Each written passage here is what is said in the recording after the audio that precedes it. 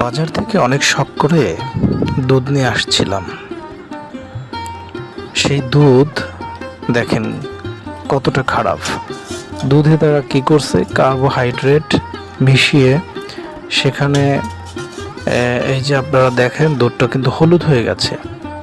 এই হলুদ দুধ মানে হচ্ছে ওরা কার্বোহাইড্রেট মিশাইছে এবং সেই সাথে এখানে ওরা যে সয়াবিন তেল আছে, সয়াবিন তেল এবং ডিটারজেন্ট এটা যে মিশায় সেটা আপনারা স্পষ্ট দেখতে পাবেন। এই যে আপনাদের দেখাচ্ছি, দেখেন দুধের ভিতরে হলুদে এবং দুধটা কেমন একটু গাঢ় গাঢ় ভাব আসছে।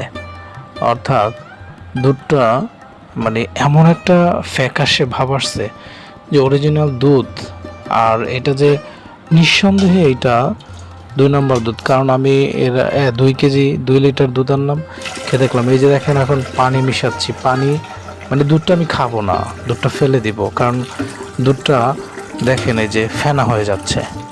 অর্থাৎ এখানে যে ডিটারজেন্টের সংস্পর্শ আছে।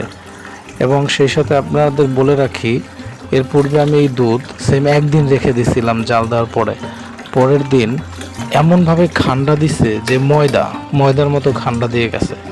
সুতরাং আপনারা এই খারাপ দুধ শহরে, বিশেষভাবে শহর অঞ্চলে, আমাদের গ্রাম অঞ্চলে না, আঞ্চলিকভাবে না, এটা ঢাকা বা নারায়ণগঞ্জ এরকম শহর অঞ্চলে এই ধরনের দেখেন কিভাবে ফেনা হয়ে যাচ্ছে। তো অবশ্যই আপনারা সতর্কতা অবলম্বন করুন। আপনাদের শিশুদের বা আপনারা ভালো দুধ খাওয়ার জন্য প্রয়োজনে নিজস্ব এলাকা বা বাড়ি থেকে দুধ নিয়ে আসুন। এতটা বিশ্রী আসলে, আমি যার কাছ থেকে কিনেছিলাম সে আমাকে বলল যে এই দুধটা তার নিজের খামারের, অথচ দেখেন কি খারাপ একটা দুধ।